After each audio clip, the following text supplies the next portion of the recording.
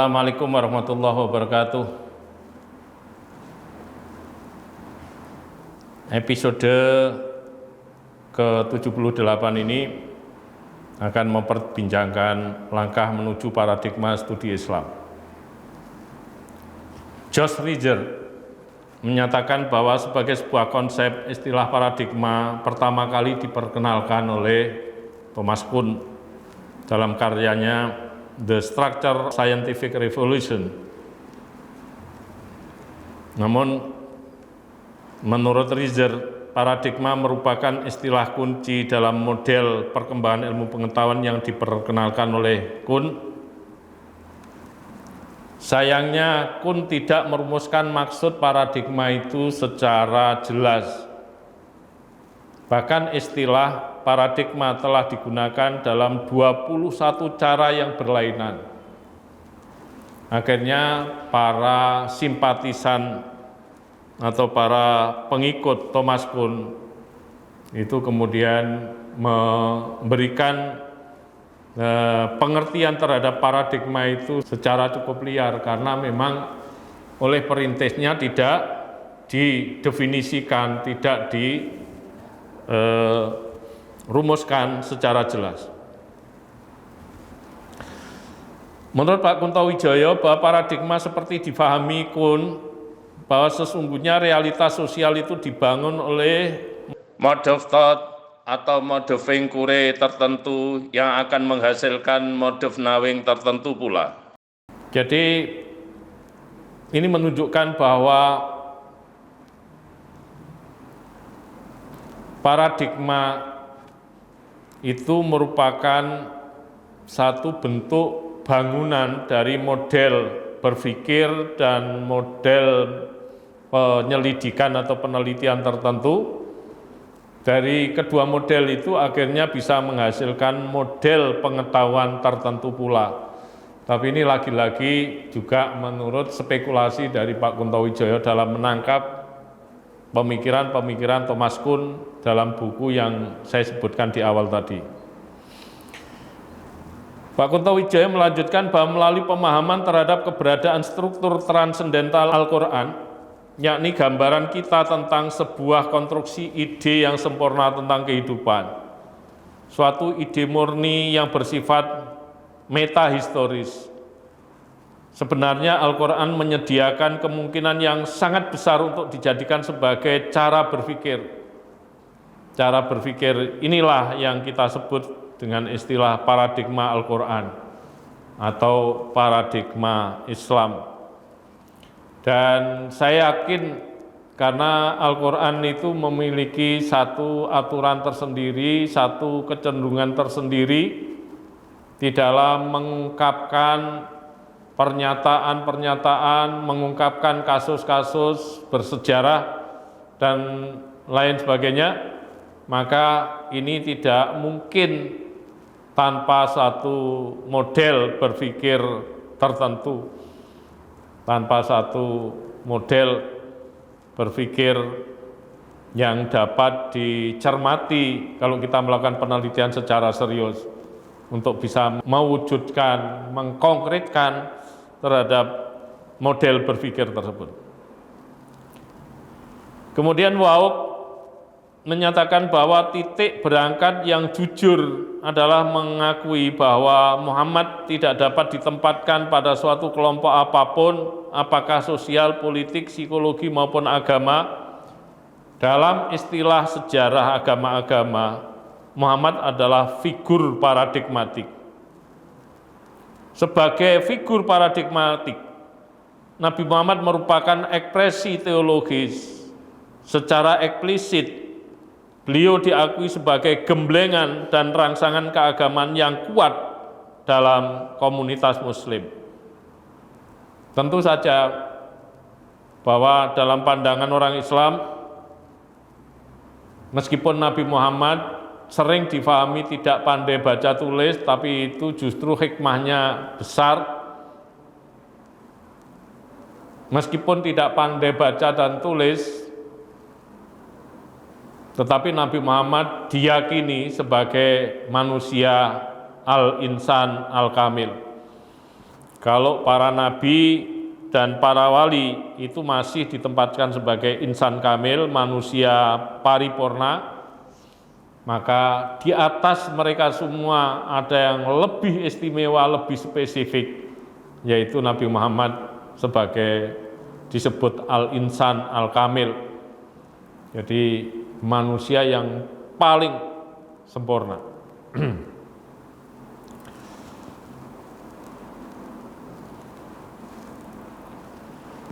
Para pemirsa yang berbahagia, bahwa paradigma ini memiliki fungsi-fungsi tertentu.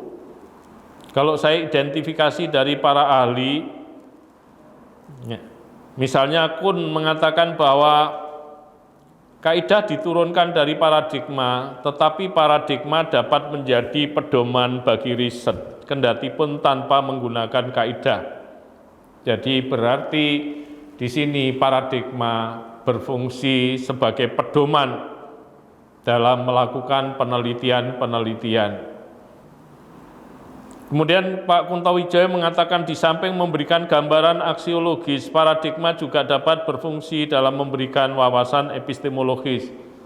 Berarti paradigma berfungsi memberikan wawasan tentang nilai-nilai dan wawasan tentang cara atau metode mengembangkan ilmu pengetahuan itu. Kemudian Josh Riger mengatakan bahwa paradigma membantu merumuskan sesuatu yang harus dipelajari, jenis persoalan-persoalan yang mesti dijawab, strategi menjawab persoalan, serta suatu aturan-aturan yang harus diikuti dalam menginterpretasikan informasi yang dikumpulkan dalam rangka menjawab persoalan-persoalan tersebut. Jadi menurut Riger ini paradigma memiliki fungsi yang plural sekali, lebih dari apa yang disampaikan oleh Thomas Kuhn maupun oleh Pak Kuntowijoyo tadi. Pada bagian lain, Agus Salim menyatakan bahwa sebenarnya paradigma lah yang menentukan teknik-teknik dari suatu kajian atau penelitian. Karena itu ketepatan dan konsistensi paradigma teknik logika menjadi penting. Berikutnya masih Pak Kuntowijoyo mengulangi dengan nada lain, dengan pengertian lain, bahwa fungsi paradigma Al-Quran pada dasarnya adalah sebagai pembangun perspektif Al-Quran dalam rangka memahami realitas. Al-Quran itu sebenarnya secara redaksional itu menggunakan bahasa Arab, tetapi secara substantif itu menggunakan bahasa Islam. Artinya bahasa yang memperkenalkan sambil melakukan internalisasi nilai-nilai Islam. Seperti misalnya Inna akramakum indallahi atqakum, sesungguhnya semulia-mulia manusia di antara kamu sekalian adalah orang yang paling tinggi kadar takwanya. Itu memang bahasa Arab, tetapi itu memiliki misi besar untuk menumbangkan pranata sosial di dalam masyarakat jahiliyah itu, di mana dulu kemuliaan seseorang itu baru bisa dicapai oleh seseorang manakala memenuhi salah satu di antara dua syarat. Syarat pertama adalah memiliki derajat kebangsawanan. Syarat kedua adalah memiliki unsur kehartawanan. Jadi hanya bangsawan dan atau hartawan yang bisa mencapai kemuliaan. Itu yang berupaya ditumbangkan kemudian diganti dengan inna akramakum indallahi atqakum, sesungguhnya semulia-mulia manusia di antara kamu sekalian di sisi Allah adalah yang paling tinggi kadar takwanya, dan kadar takwa ini bisa diperebutkan oleh siapapun secara demokratis, tidak tersekat-sekat status sosial, status ekonomi, status intelektual, dan lain sebagainya. Kecuali bahwa ibadah itu membutuhkan ilmu. Artinya ibadah harus diilmoni. Kemudian F.R. Faridi mengatakan dari paradigma ini muncullah metodologi dasar yang dianut oleh para peneliti Islam, yaitu metodologi sintesis. Sintesis berarti ada tesis, ada antitesis, kemudian jalan tengahnya adalah sintesis.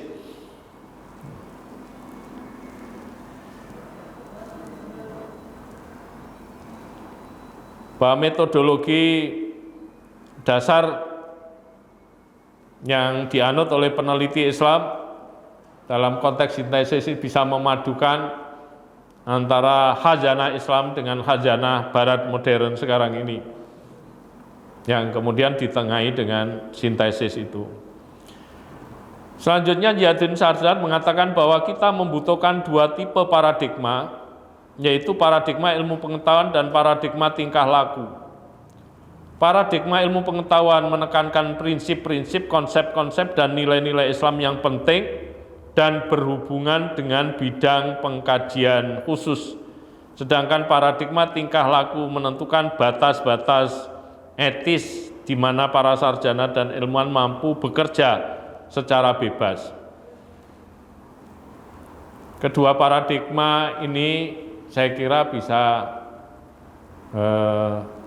digabungkan, bahwa paradigma ilmu pengetahuan itu dilakukan pada tahapan awal, kemudian paradigma tingkah laku diimplementasikan pada tahap lanjutan, sehingga ilmu pengetahuan itu yang dimiliki oleh seseorang bisa berkonsekuensi terhadap tingkah lakunya sesuai dengan mandat ilmu pengetahuan yang telah disteril dari unsur-unsur destruktif dalam Islam. Selanjutnya Pak Kuntowijoyo mengatakan lagi bahwa paradigma Islam merupakan langkah pertama dan strategis ke arah pembangunan Islam sebagai sistem gerakan sosial budaya ke arah sistem Islam yang kafah, artinya yang menyeluruh, modern dan berkeadaban. Maka Islam akan kredibel bagi pemeluknya dan bagi non-muslim.